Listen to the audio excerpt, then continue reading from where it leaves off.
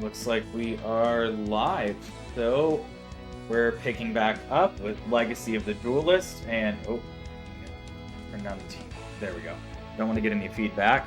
So we're going to be picking up where we left off last time, which is Duelist Kingdom, Yugi versus Mako Tsunami.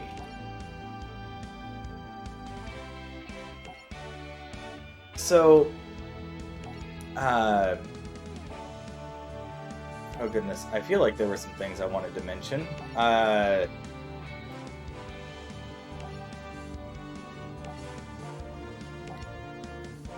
But I have forgotten.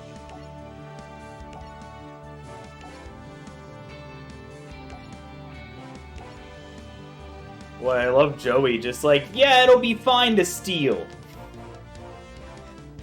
What are consequences? Oh, man. What a mess.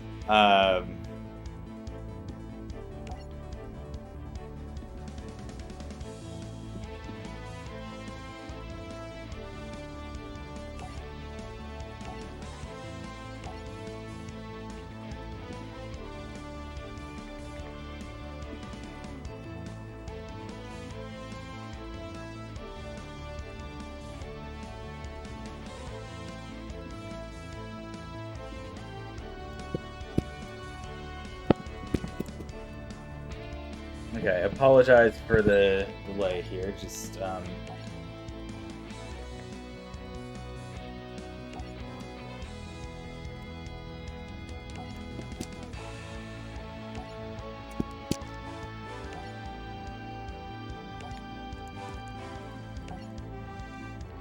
So, one thing that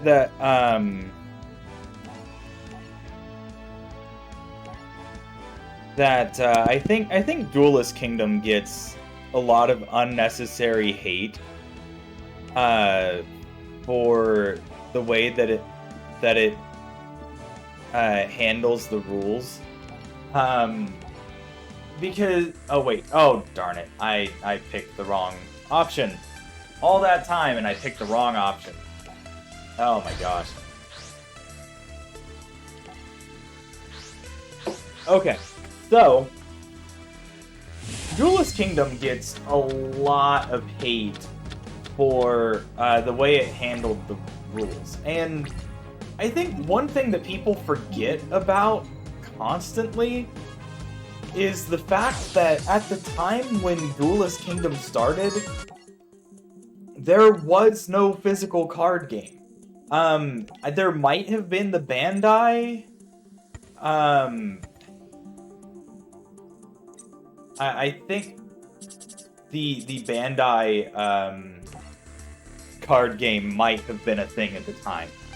But the Bandai card game didn't even follow what was set out in the manga. So, like, there was no card game at the time. And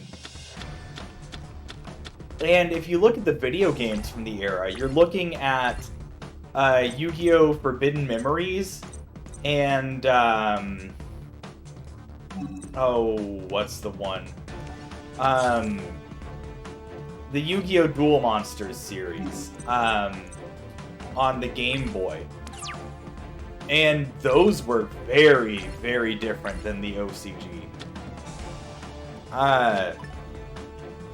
So, here you have, instead of a company putting together a card game for people to play, you have... Oh, jeez, I'm gonna get... Yeah, rip me, I guess. Let's just grab Karibo so I can use Multiply. So instead of having an entire company developing a card game, you instead have one guy on a weekly deadline writing a story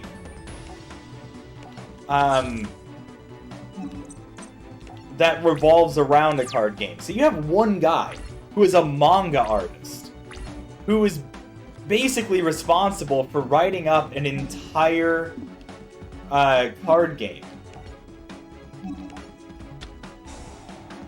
And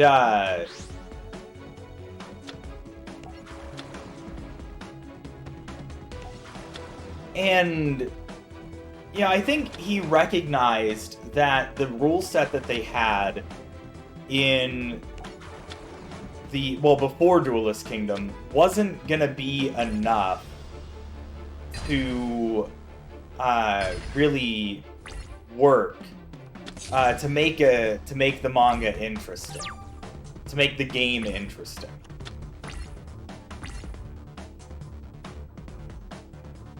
And so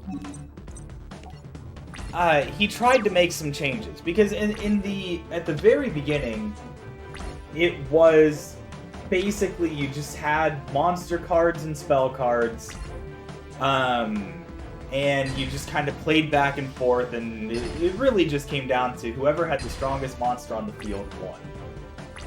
And I think he wanted to make it more interesting. I think he wanted to make a better card game.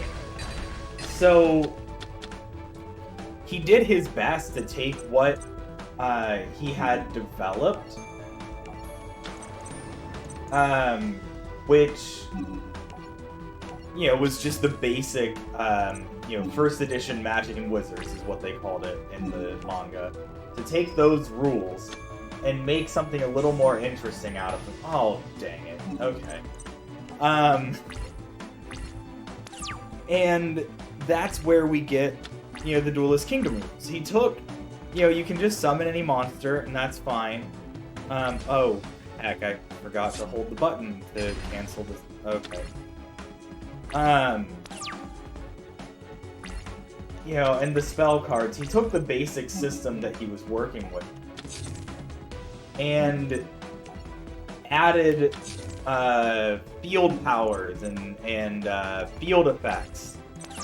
And on top of that, also, what else?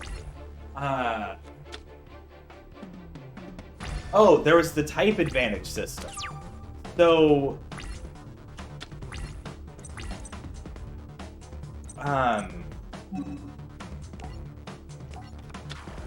the way that worked was, it seems like every monster had a, like, attacking type.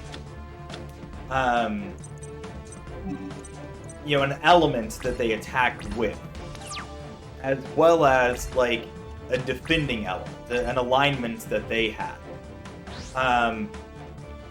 Oh, please tell me I wasn't too late.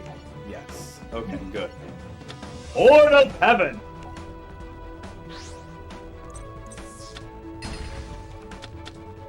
Well, I don't have a monster and he can't take damage, so this is still not great. Oh, that's very not great. Okay. And honestly, that's where a lot of, like, what people think of as shenanigans in Duelist Kingdom comes from. They're really just, like, rule differences. And things that were not explained well, if at all, in the anime. That were generally explained better in the manga. And so much of this just got lost in the adaptation. Okay, yeah, I'm kind of screwed here.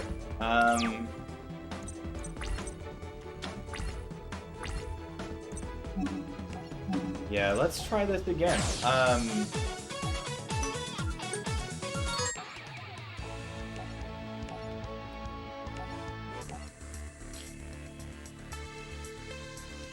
But, like, I think one of the things that people really get... some of the things that I remember people getting really up in arms about are, like, the, fusing Mammoth Graveyard with Blue Eyes Ultimate Dragon. That whole moment gets explained in the manga, but not really at all in the anime. Like, in the manga, they actually take the time to explain, like, well, you know, fusion monsters aren't actual cards. And so, like, we can infer that there's some kind of, like, fusion compatibility table or something.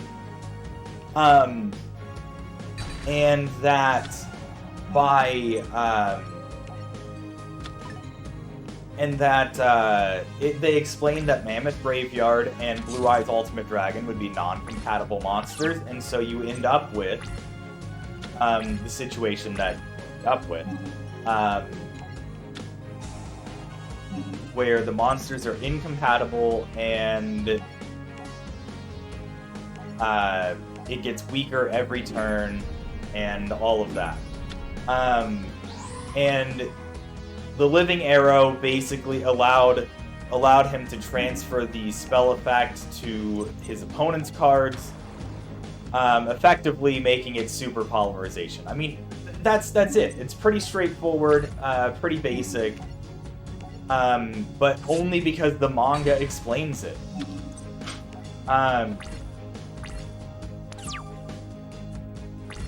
And the anime just doesn't.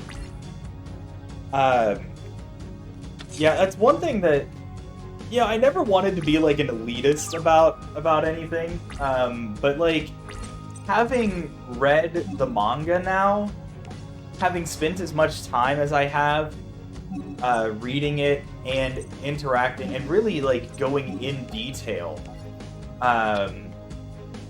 with analysis of these characters' decks and the game and how it's played, honestly, the manga is so much better than the anime when it comes to the handling of the card games, even if nothing else. Oh, that's not great. I'm not sure what he's really planning on doing, though, because he can't kill my Meteor Black Dragon. I knew I should have played Swords of Revealing Light.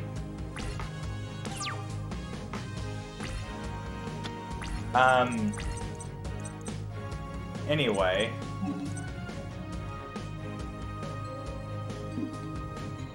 No, I need to be able to keep drawing cards. I don't want to take the risk of something happening to Horn of the Unicorn and not being able to draw. Yeah, Kazuki Takahashi, like, obviously cared a lot about card games and liked them a lot. And it really, really comes through in how he writes the manga. As opposed to the people that were writing the anime I think it was fairly obvious that they didn't really understand the game that they were writing.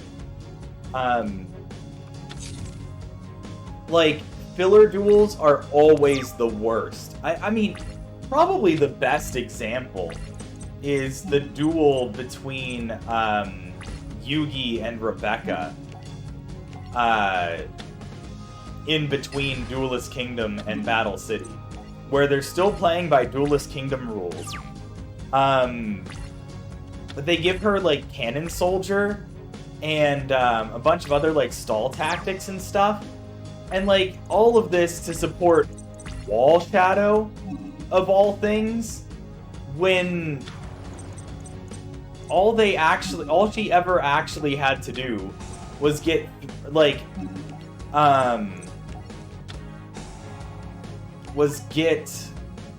Cannon Soldier and 3 other monsters on the field, and she would have had an OTK because they were playing with only 2,000 life points.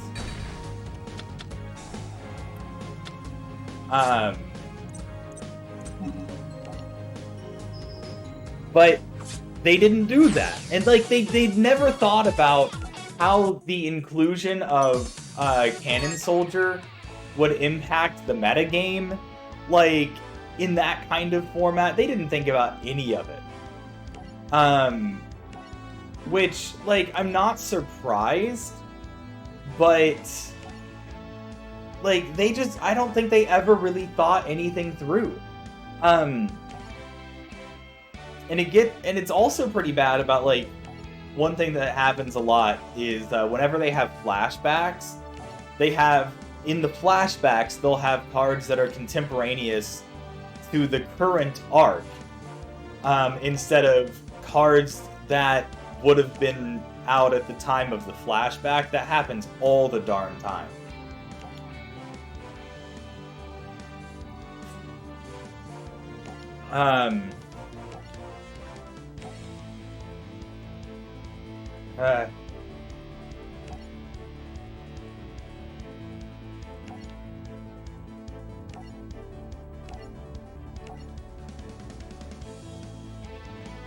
Yeah, I mean, like, and also just, I think Kazuki Takahashi was generally more aware of, like, the cards in a character's deck and how to make use of them.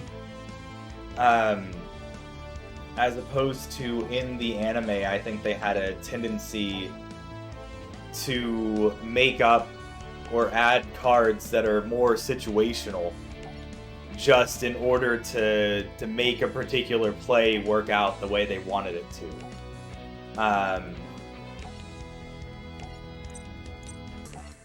Oh boy, this is gonna be fun too.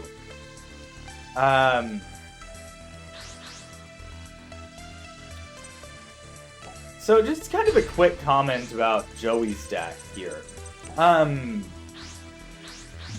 think one thing to keep in mind is that in Duelist Kingdom especially, there's a lot of talk about how rare high-level cards are. And I think Joey in particular is a very good representation of what the average duelist would have had access to. And one thing that you'll notice is until Joey gets the Red Eyes Black Dragon from this duel, he doesn't have a single monster in his deck higher than level 5. And so, like, the whole thing about Rex Raptor's two-headed King Rex being some powerful card, like, it kind of was. Just by virtue of, oh, here it is. The fact that, like, they capped at level 5.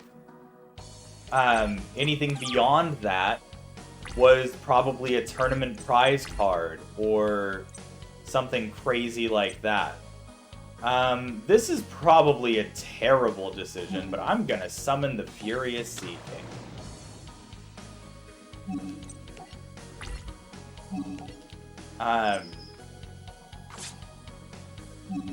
Granted, like, Joey's deck still wasn't good by any means, but I think he is representative of what the average non-tournament player would have had at the time. Oh, jeez, yeah, that's not great.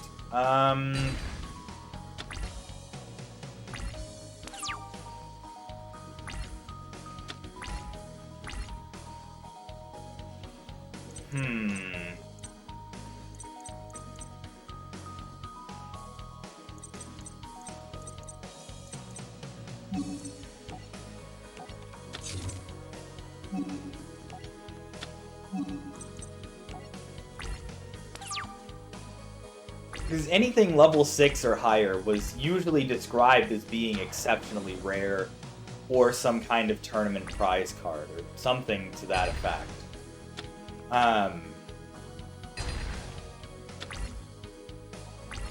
Let's see what happens from here. I really only got one option. Oh, heck, it's original attack and defense. I forgot about that.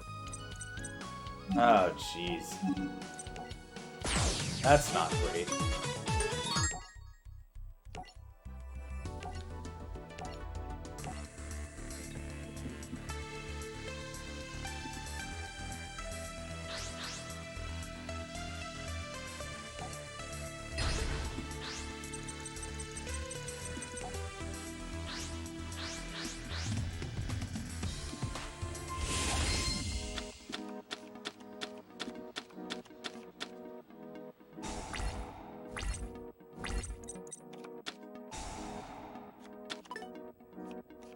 Ooh, okay.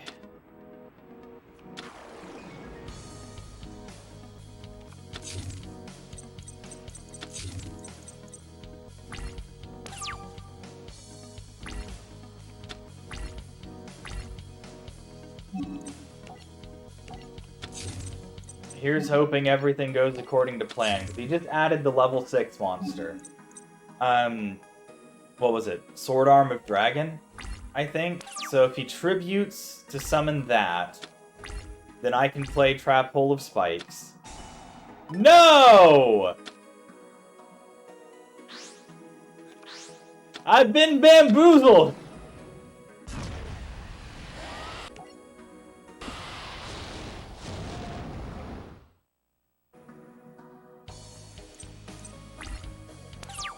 Now my Trap Hole of Spikes card is useless. Ah, heck. Oh,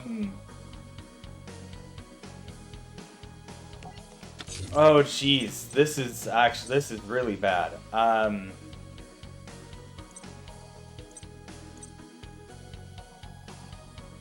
Because I have to get Battle Steer on the... Like, as far as anything that's going to actually be good with this.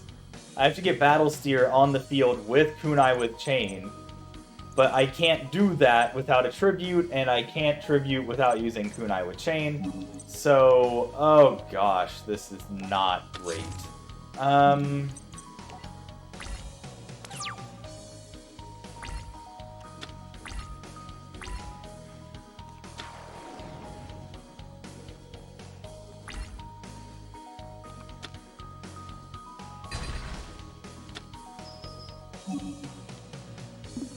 You know what? No, I'll just eat the damage.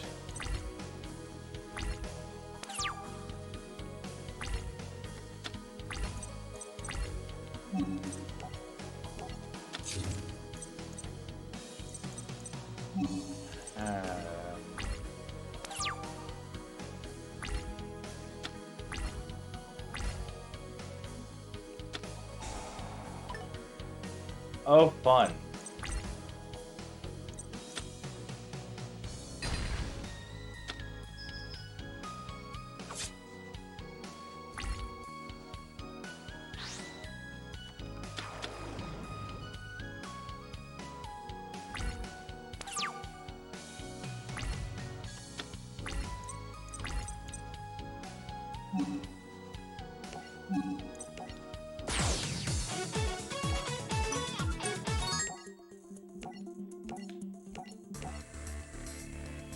Let's see how many times it takes before I can get a lucky hand.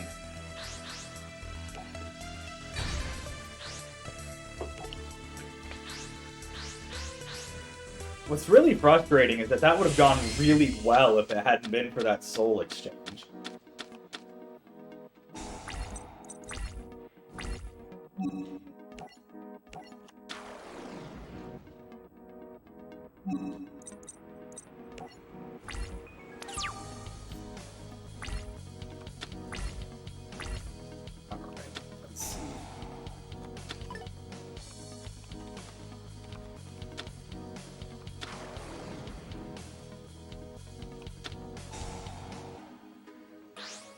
Oh. Okay. Okay. Cool.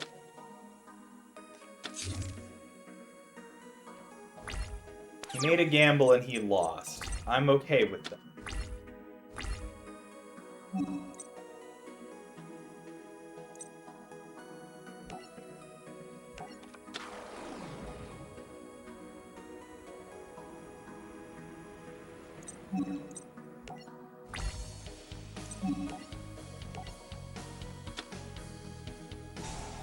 Oh, that's real bad. Oh.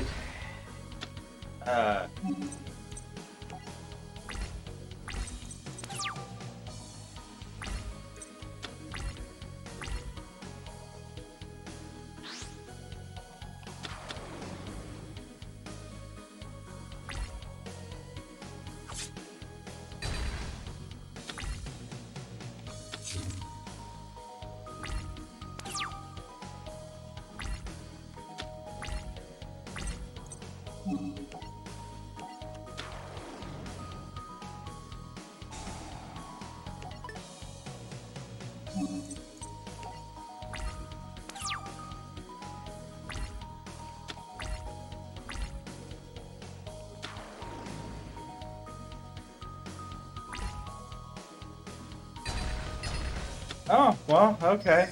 Sure. That is inconvenient.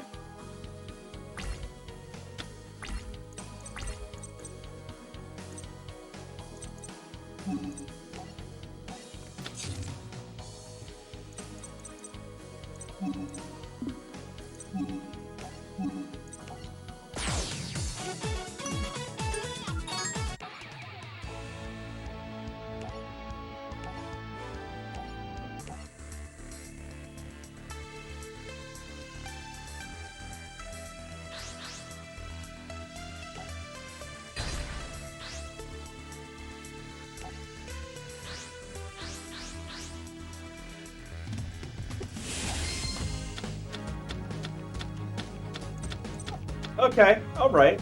That is a decent opening hand.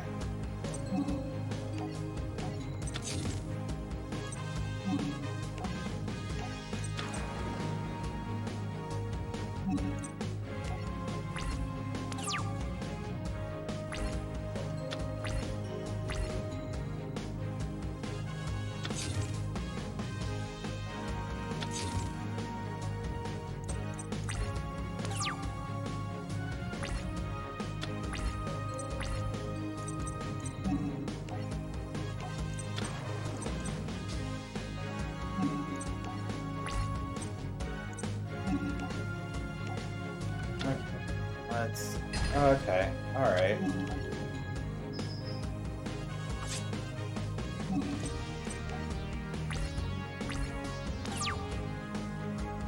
Okay, I have a good feeling about this one.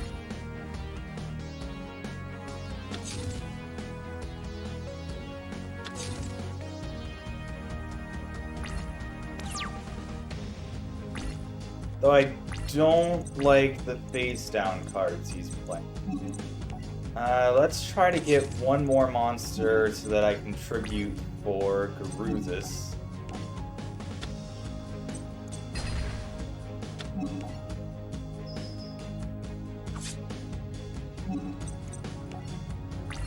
And then hope I draw Salamandra, I guess.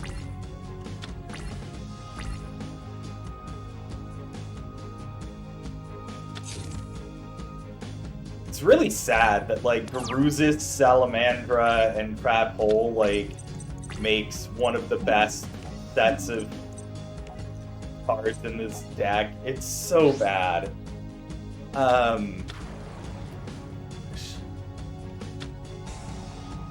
Oh, cool. Yeah.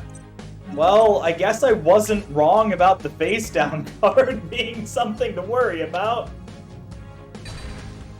Let's see. Funny thing, though, is that even having Red Eyes in this deck would not help it much, given that we're playing in the TCG format. Because, like... oh, yeah, sure. I'll special summon a monster from the graveyard.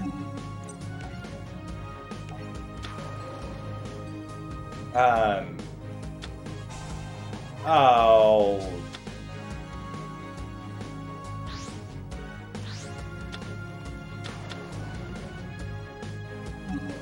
Not a fan of that, but sure.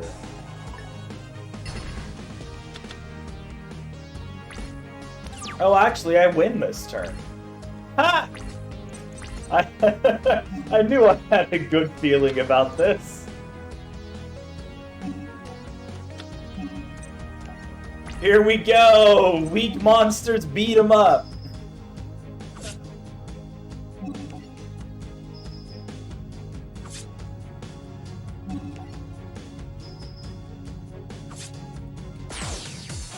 Woo!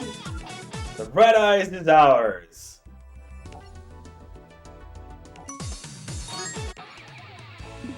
Alright, let me actually check something real quick. Go into the deck edit. Do I have Red Eyes in here? No, I don't. Okay, so that's time to put Red Eyes in and take out, I don't know, something that's really, like, egregiously bad. Let's take that out since it has absolutely no synergy with anything. Not that any of this is good, by the way, but, you know,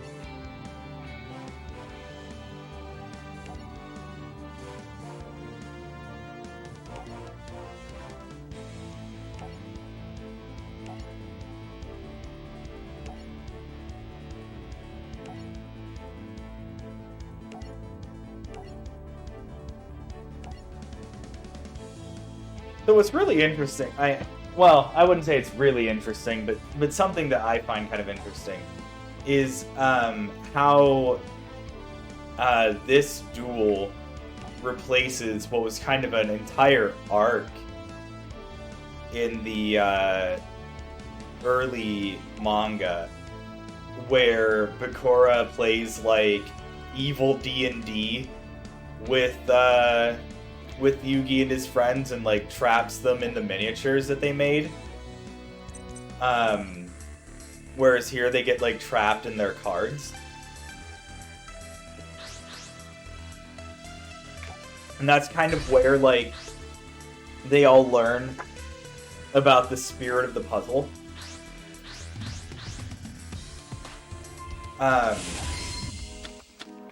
But one thing that I actually like about this duel is that they managed to actually keep it thematically in line with, like, every other deck that Bakura plays. Because they are all, somebody pointed this out, they are all, like, very much, what's the word I'm looking for?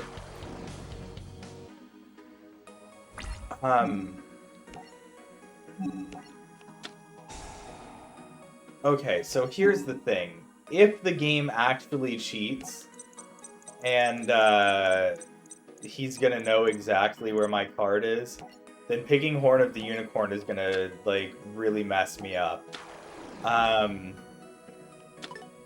But anyway, like, all of Bakura's decks are kind of, like, trollish decks. Like, okay, cool, it doesn't know. Oh, that's great. That's perfect. Haha! Okay, anyway,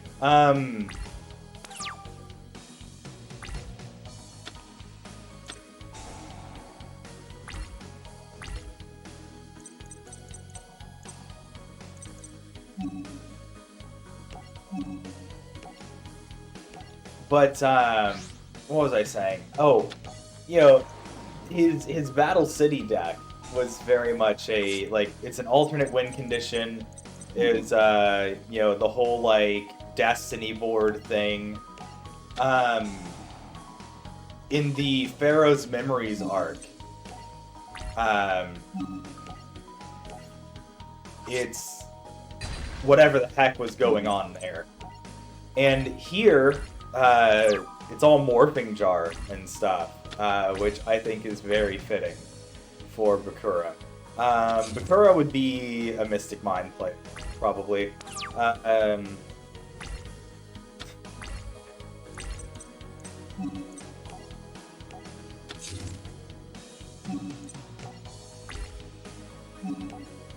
Let's see what he's got for me. Electric Lizard. It's not bad.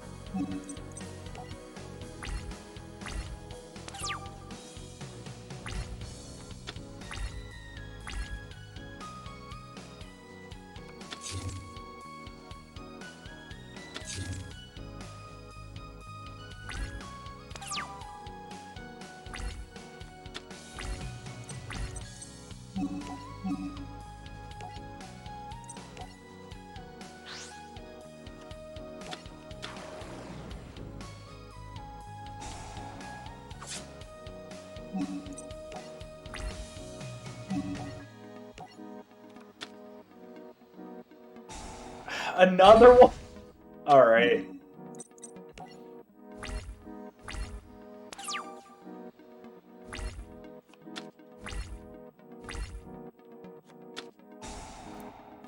Yeah, I do find like Bakura and Merrick are both interesting duelists because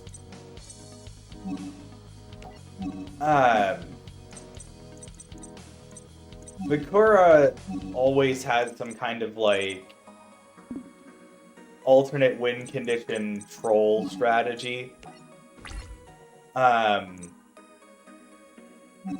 And Merrick, oh yeah, he can't attack this turn, that's right. And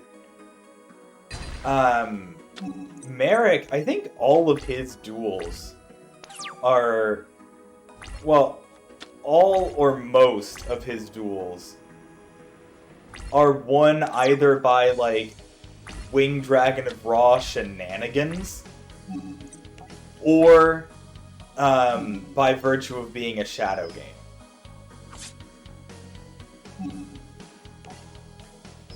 And I do think that's very interesting. That,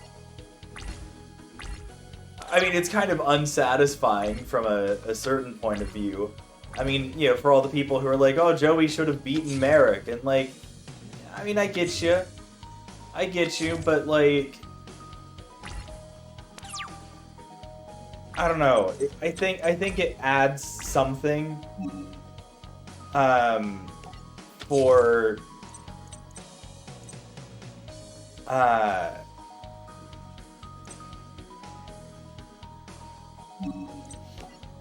you know, for Merrick to not necessarily be the best duelist, but that was not ideal. That's fine though.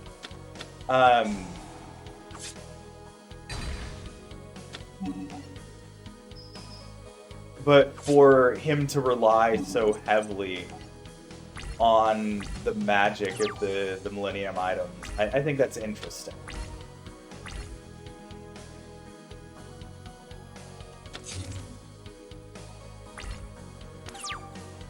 Yeah, Bakura, you really played yourself here.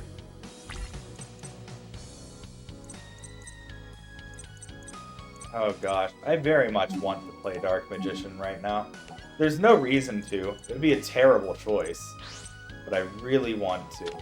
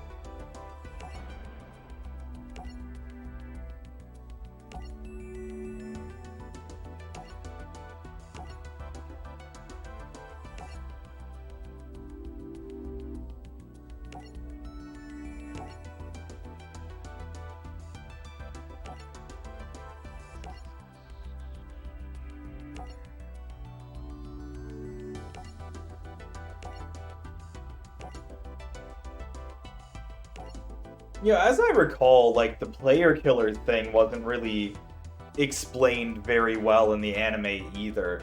The fact that, like, there are more than 40 star chips on the island, and so, like, there are the player killers out and about to eliminate people so that,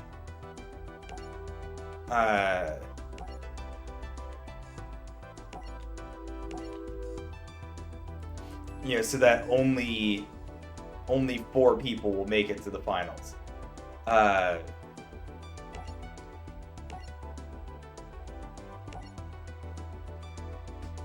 But also, you know, as I think does get explained, needed a representative of Pegasus to defeat Yugi in order for him to acquire Kaiba Corporation.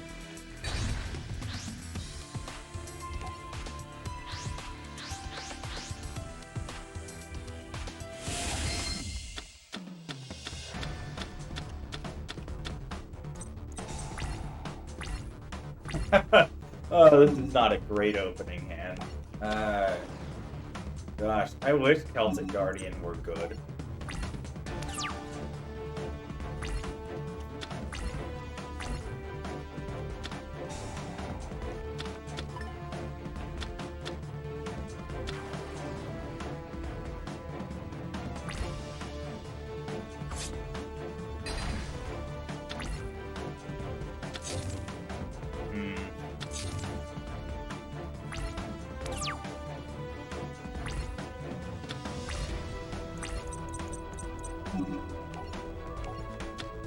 This is such a pathetic use of Dark Hole.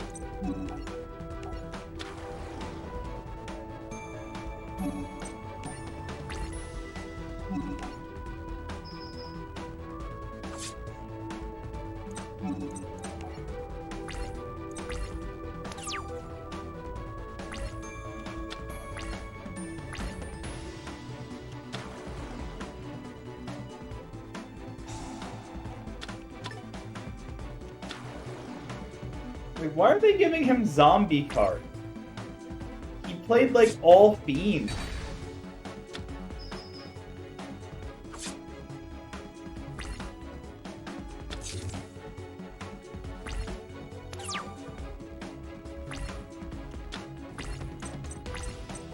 Like, if you feel the need to give him some kind of update, give him Archfiends or something. But zombies?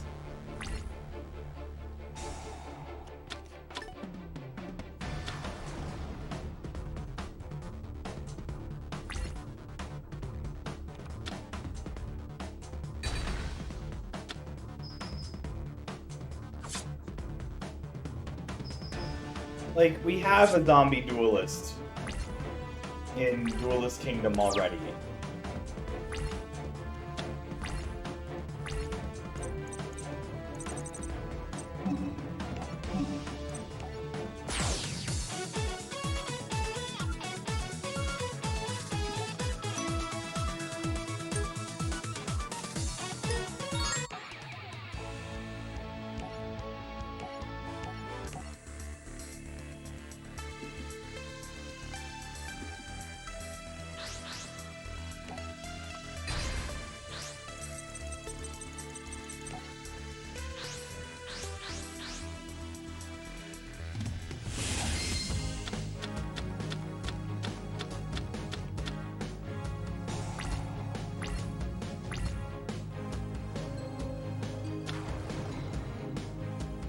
Okay, this is definitely a more interesting opening.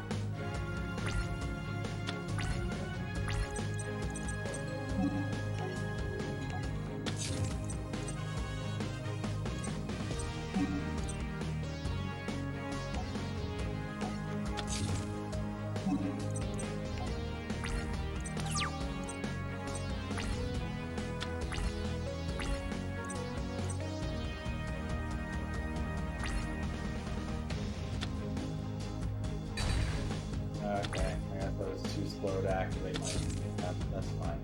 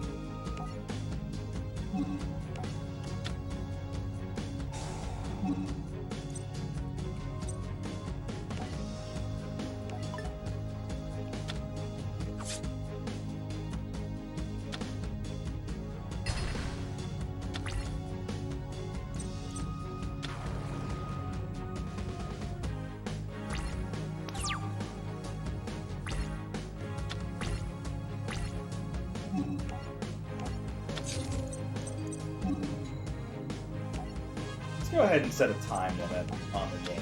Why not?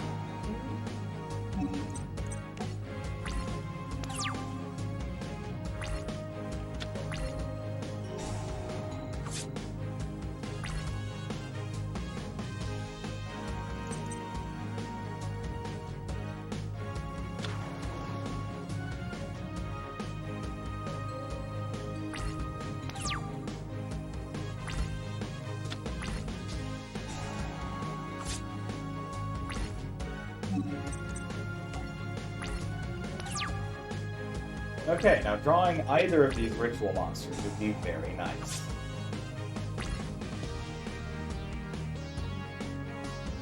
I do kind of have to wonder what his face down is, though.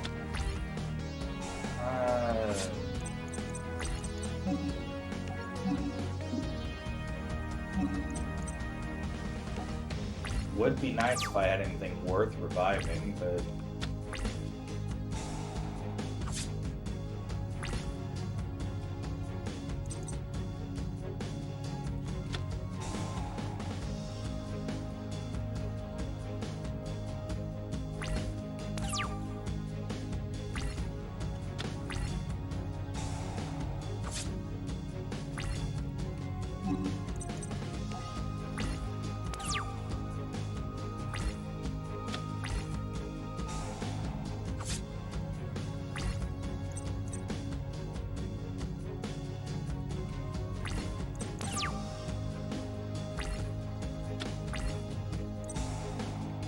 Funny, though, just thinking, here I would even take polymerization for mystical sand right now.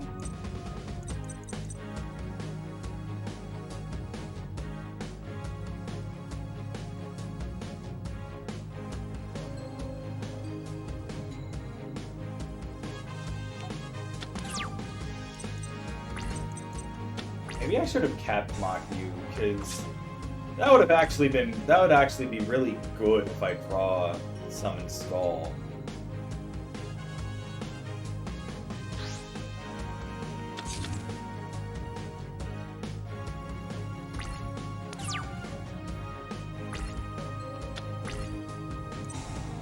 For a minute there, I thought I was about to.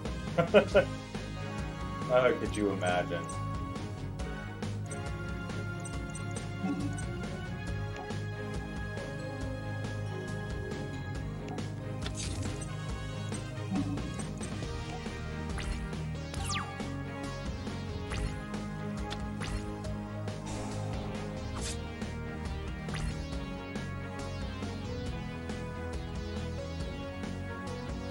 Oh, this is going nowhere fast.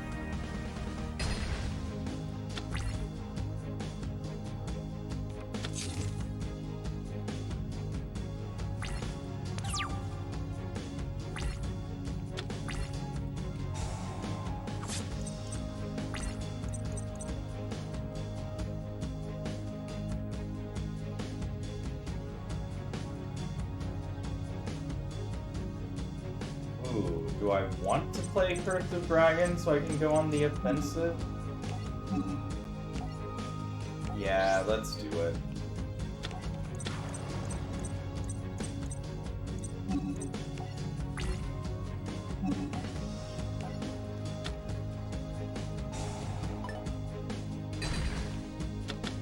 Well, that's definitely not how I want it to go.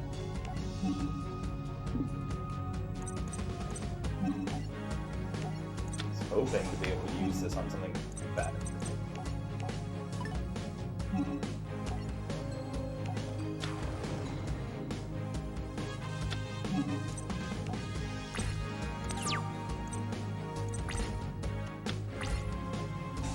At least I'm prepared.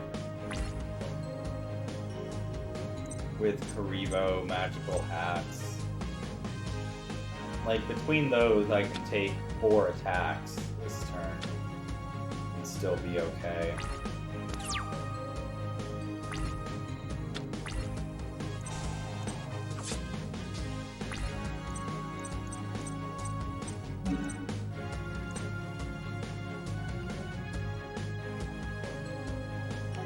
The thing is, I'm not going to take any further risks at the moment, because that would just be, well, risky.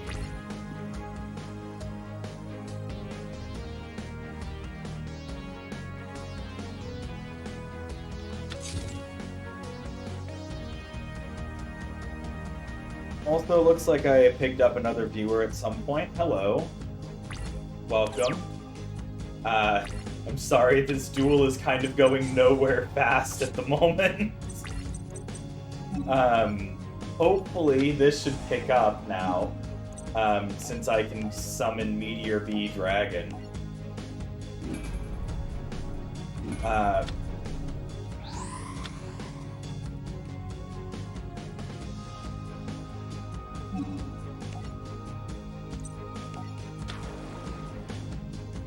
And in case you aren't aware, kind of the idea here is just to play through Legacy of the Duelist Link Evolution with as canon accurate decks as possible. And oh jeez, that's bad. That's real bad. When your best option is to normal summon Karibo, you know you're in a bad position.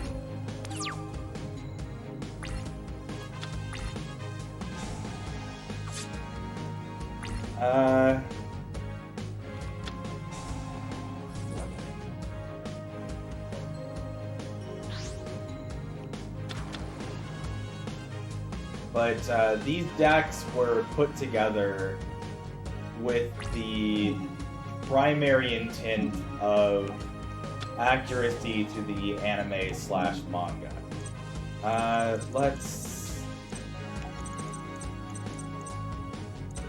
There are a handful of decisions that I think some people might argue with, especially with Yugi's deck. I took some liberties in order to add a couple of cards. There are arguments to be made for them, but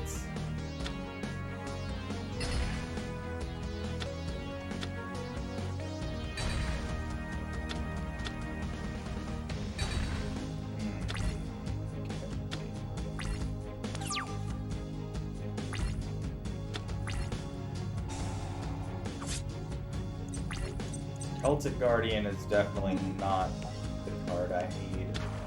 Yeah, this duel is over now. I'm kind of annoyed because if I just hadn't attacked with, wow!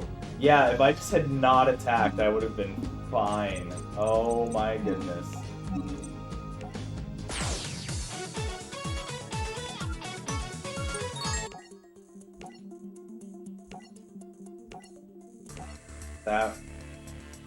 That was obnoxious.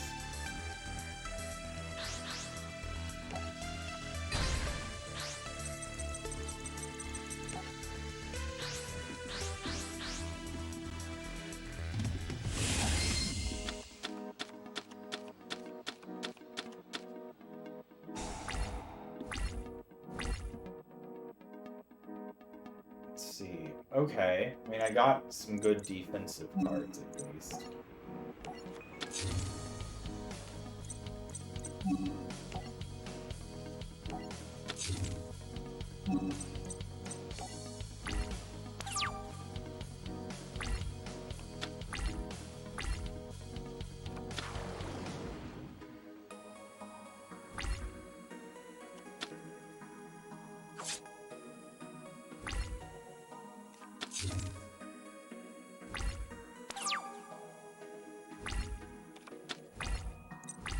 So, the fact that he has at least 2 Mirror Forces and Sakuretsu armor is very concerning. And I don't like it at all. Yeah. Like...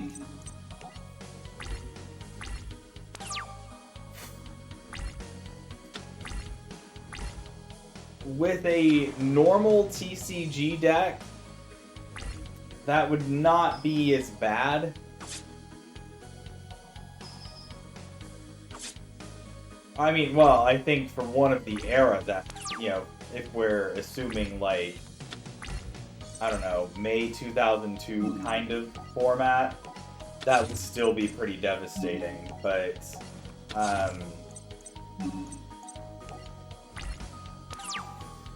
yeah, here it's especially bad. When you're limited to one copy per card of everything,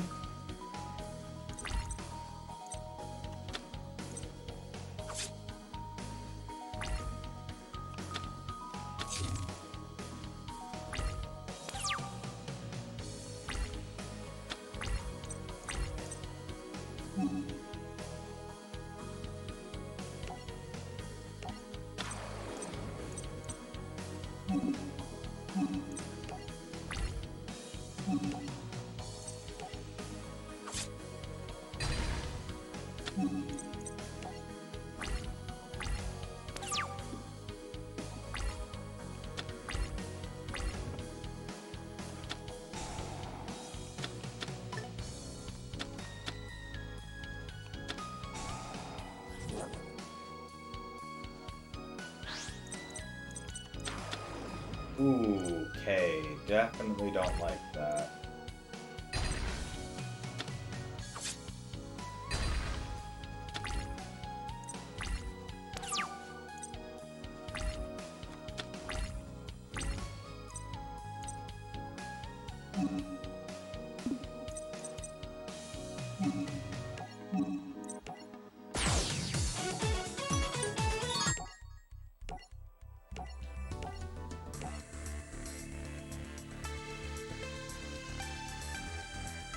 I'm trying to figure out what to even say or think about this, aside from, like, I very much don't like that they decided to give him, like, 3 Mirror Force and Sakuretsu armor. Like, you get punished so hard for attacking this guy.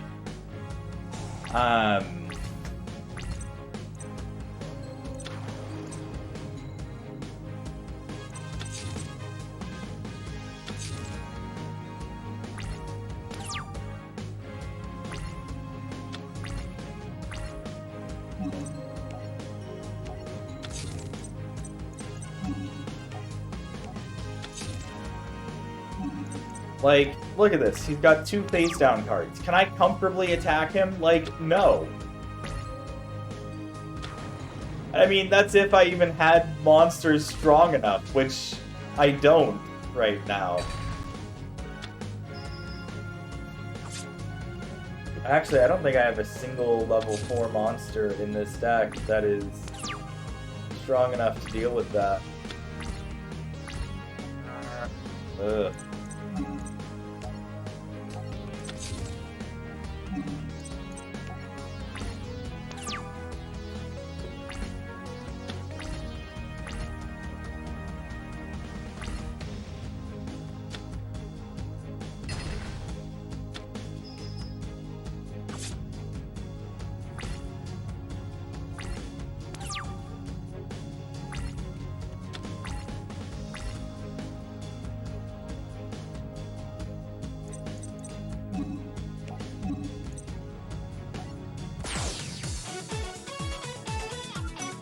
Oh, I maybe could have done like a Mystic Box Monster Reborn combo, but that would have been pathetic, and he probably would have Mirror Forced me anyway.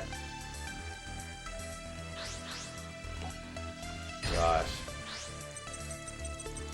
I'm definitely looking forward to getting to Battle City, where at least my decks will be a little bit more competent.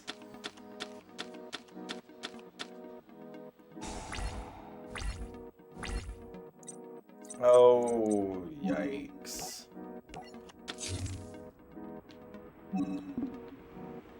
Is this even worth playing? Like, no.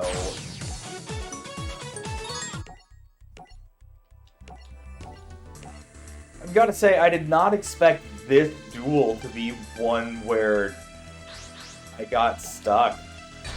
Goodness.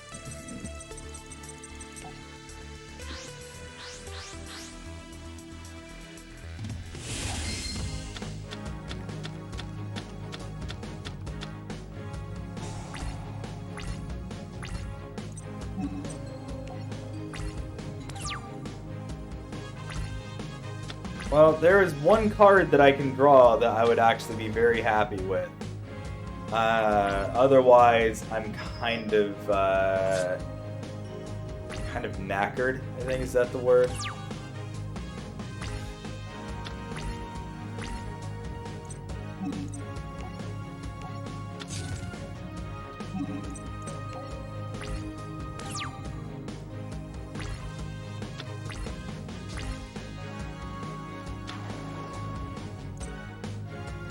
I also find it really interesting the way that they adapted Catapult Turtle's effect from the manga and anime.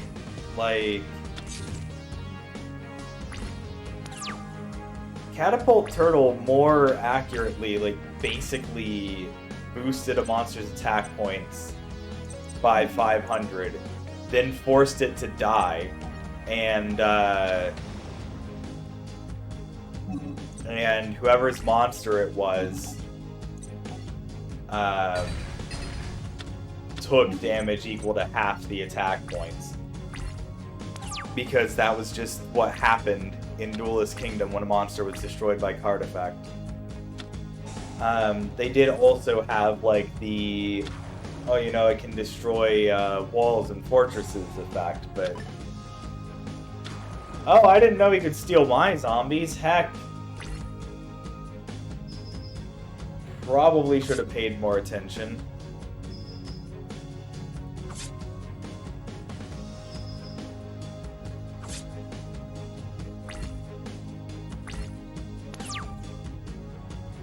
Well, one card can end, that wasn't it.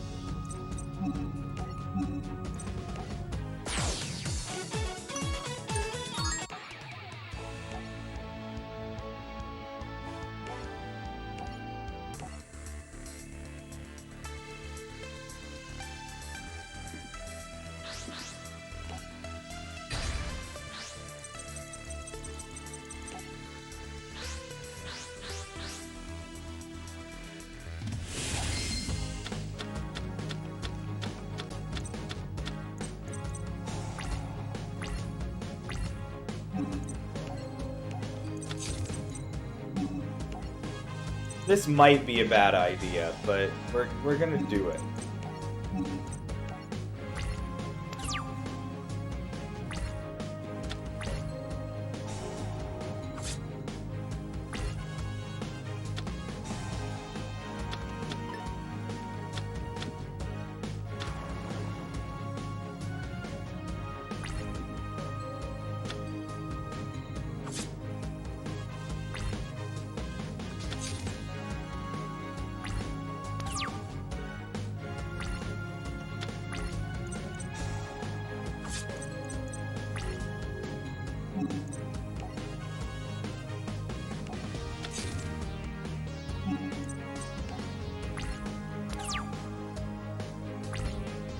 Probably should have kept that in my hand so that I could use it as tribute for Blackluster Soldier if I happen to draw that ritual spell.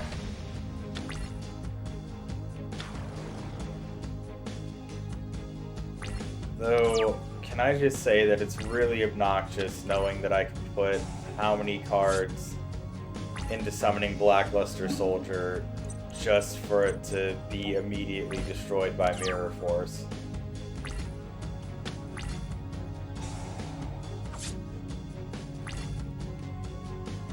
And there's just not really anything I can do about it.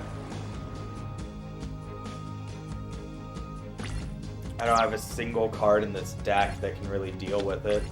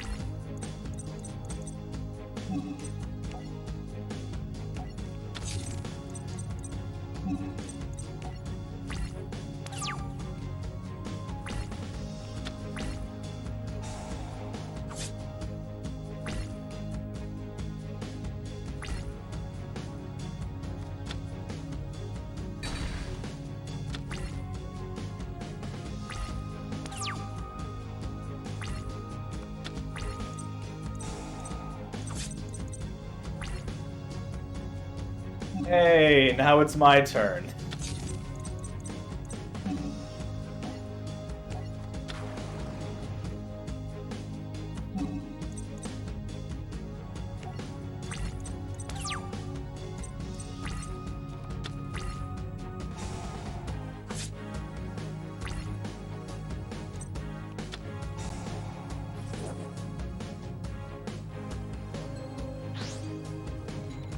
That King of Yami no, Dark Chimera, okay.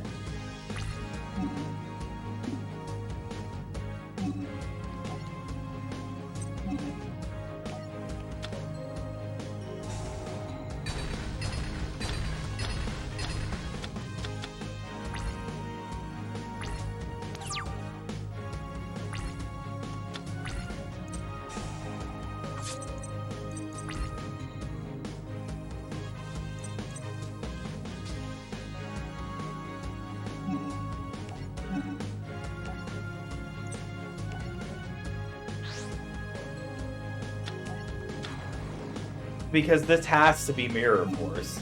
Like, has to be. Or Sakuretsu Armor, yeah. I mean, whatever monster I summon isn't gonna survive. I knew that.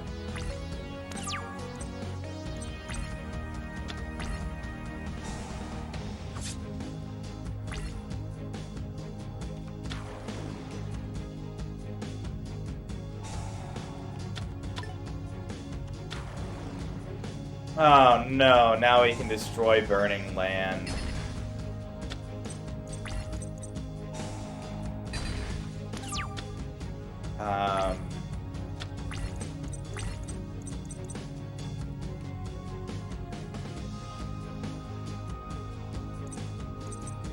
Okay, so while he has no...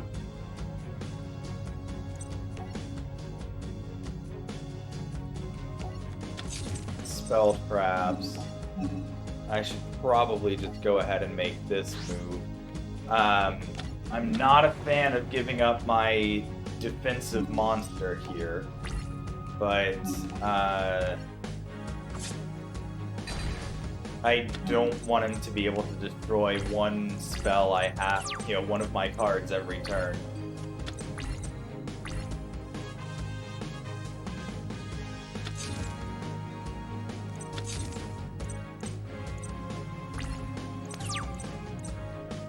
And now we're back to I don't trust the face down card.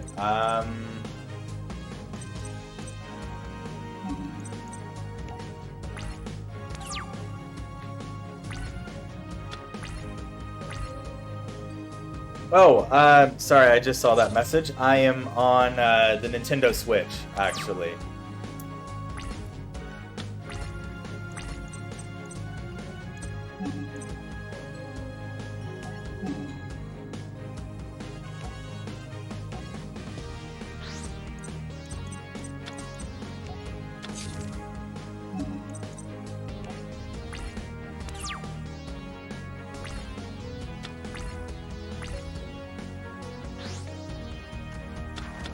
Ooh, don't like that. So we're going to respond with Spell Shattering Arrow.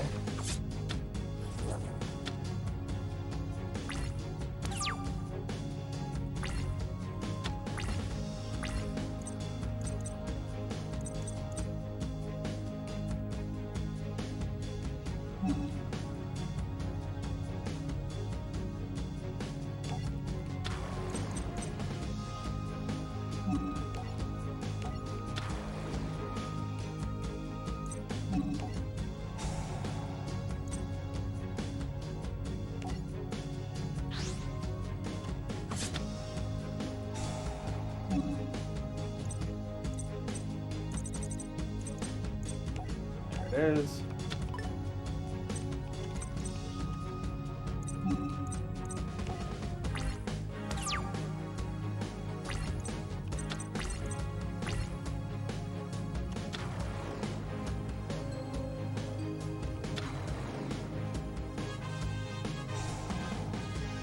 Oh, that's why it has... Okay. That's why he has zombie monsters. get rid of Soul Release, and I probably should grab Horn of the Unicorn. Yeah.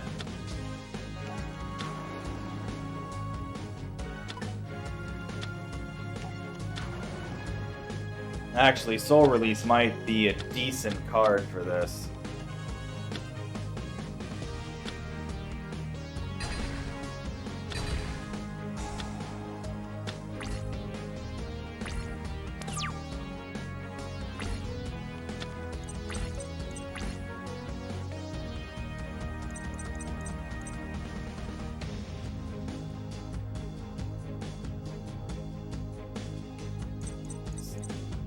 So, this is not great, actually.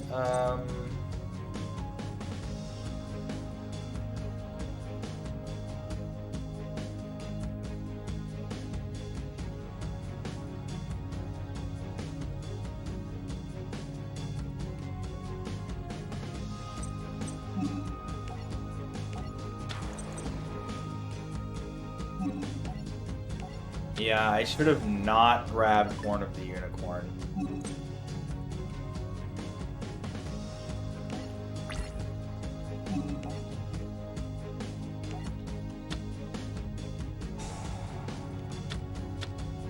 Oh, that's rude. Dang it.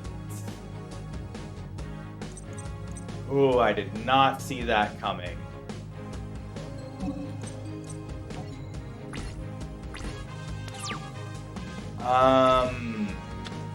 Heck. So now what? Can I even win at this point? No. No, I can't. You've got to be kidding me.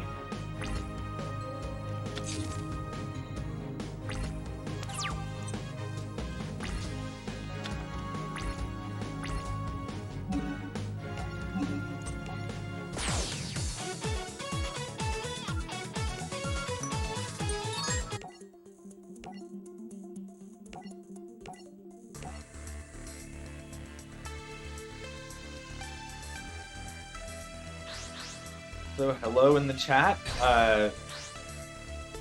Feel free to ask any questions or anything about like the decks, the Yu-Gi-Oh manga, anime,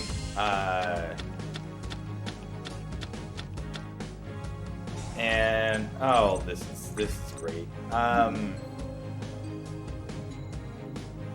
I will be happy to answer as much as I can.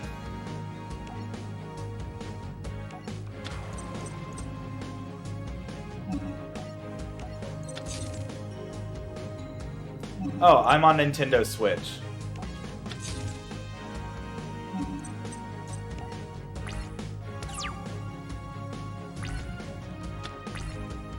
I do have PS4, but I don't have this game on PS4. Oh, jeez. I'm constantly too slow to hit the A button because I changed the control style, and I'm just...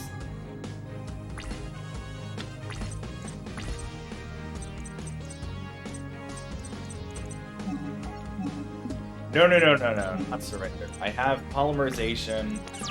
I have Goddess with the Third Eye in the graveyard. I have Monster Reborn. I still very much don't like how many battle traps he has.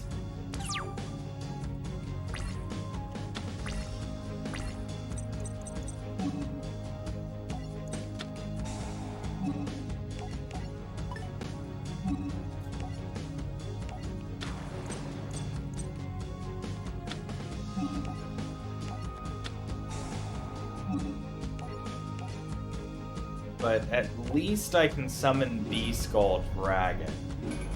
The big downside here is that now Makyu the Magical Mist is a complete dead draw.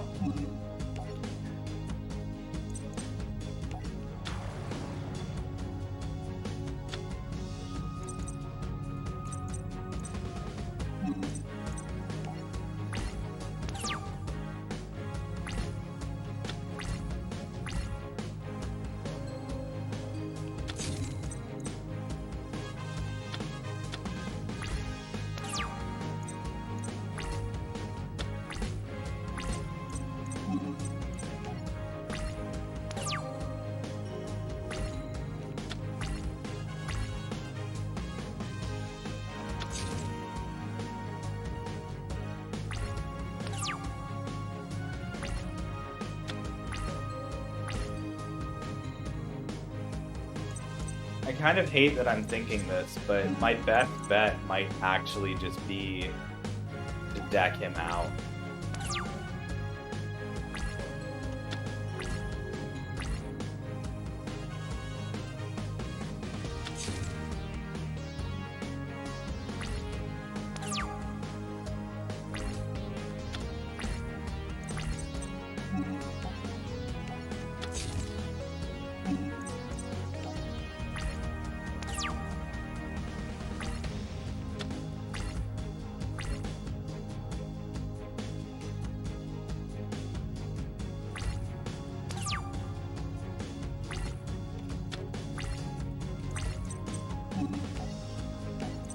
It doesn't seem like he really has anything that's actively threatening to me. Like, everything that he does that's dangerous is variations on Mirror Force.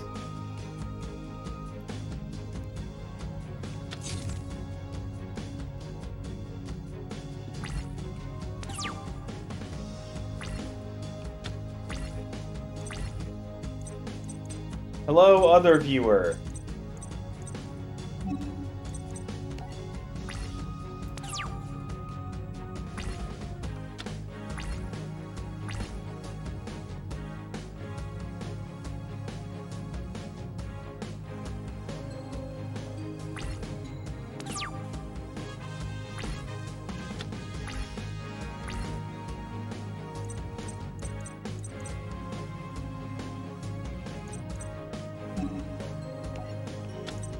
Okay, time to take a gamble.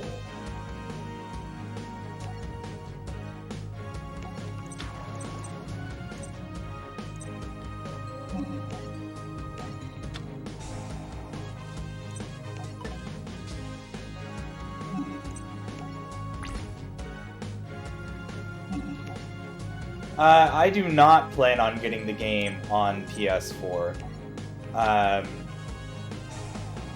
Yeah, I kind of saw that coming. Because I don't want to have to unlock all the cards again. Because otherwise I would have just gotten it on Steam. To stream it, instead of having what I have going on here. Oh, wow, that is some drop frames there.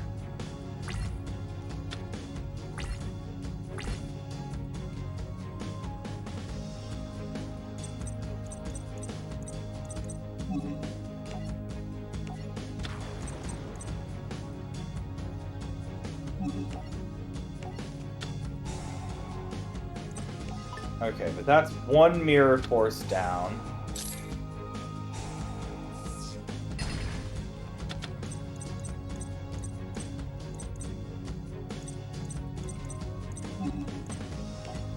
Okay, I didn't even know that was a thing he had, but sure.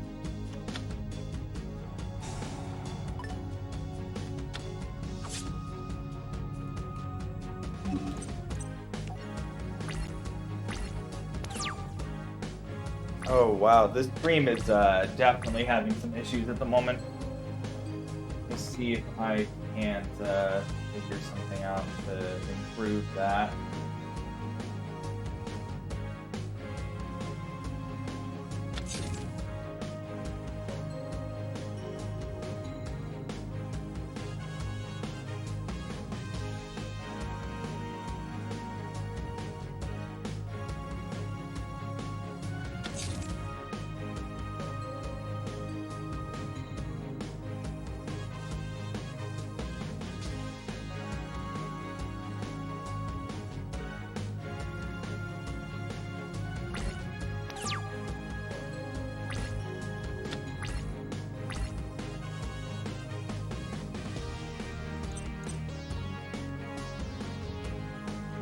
Okay. I don't really know why the stream is so bad at the moment.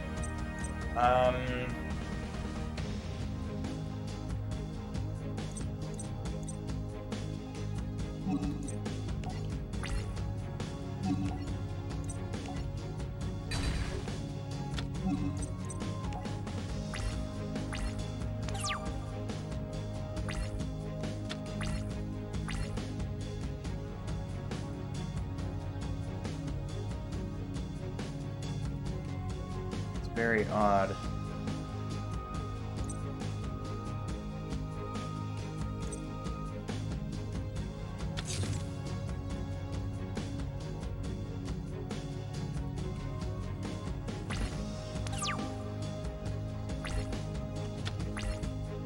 Okay, looks like it's doing better now, though.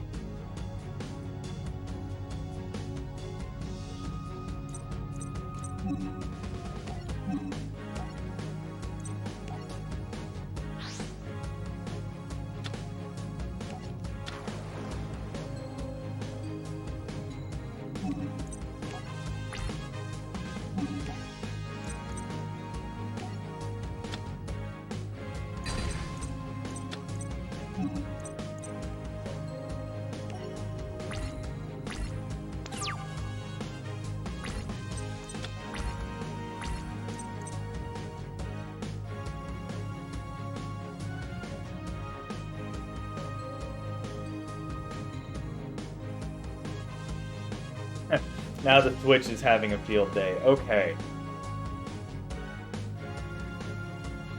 Come on. You can do it.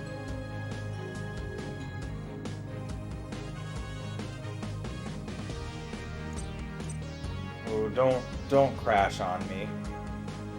Don't do that.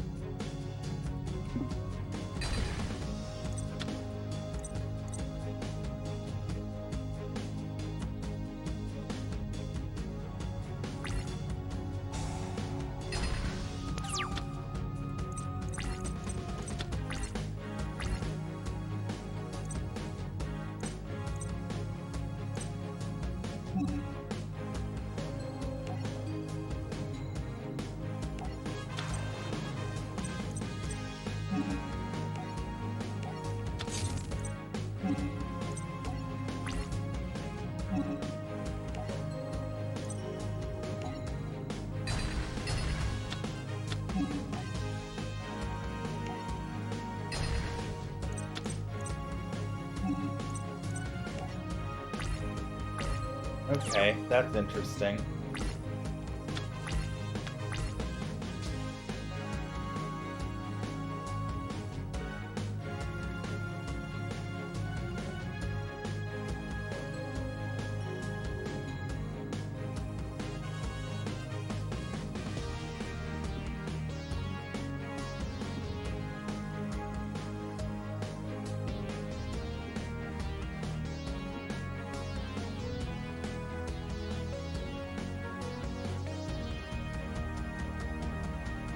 Okay, I do apologize for some of this dead time here. The game does not run as well as it should on the Nintendo Switch at times.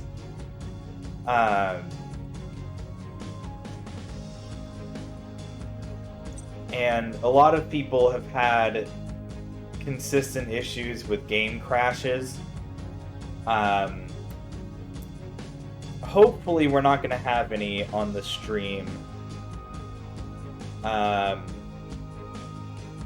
It's not something I've had too much trouble with myself. But it is definitely an issue to be aware of. At this point, I would almost certainly say the best way to get the game is on Steam, because it's pretty constantly on sale. And the only reason I'm not playing on Steam instead is because I have put so much time into getting the cards that I want.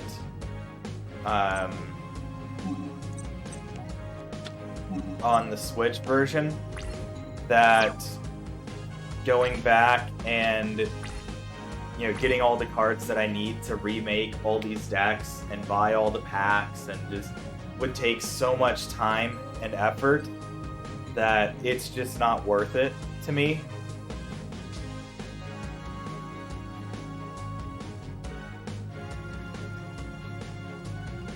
I'm also definitely disappointed that they call it Link Evolution, and even after the update, they put in all the duels for Yu-Gi-Oh! Brains, but none of the story content.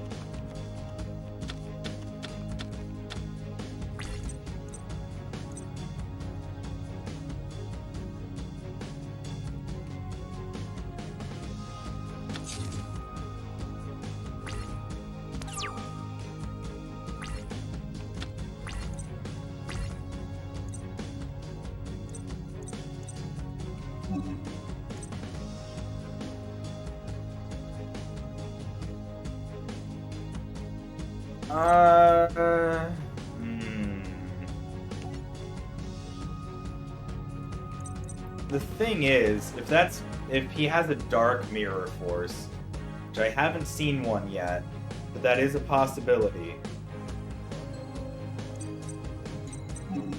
That I actually don't want to do anything with that. Man, I just need to draw Giant Soldier of Stone, Mystical Elf or something, so I can put Beast Skull Dragon into attack mode.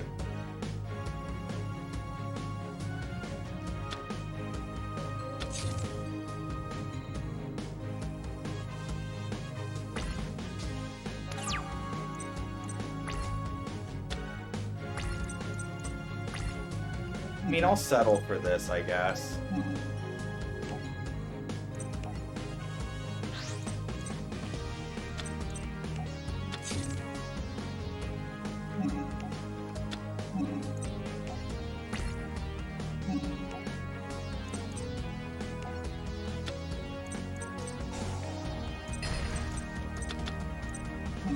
Yeah, I knew that was gonna happen.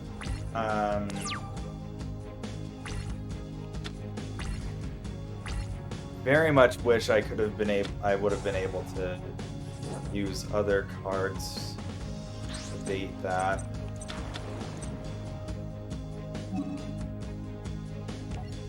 Okay, let's play Spell Shattering Arrow, get rid of Yami. Should have waited until battle phase, yeah.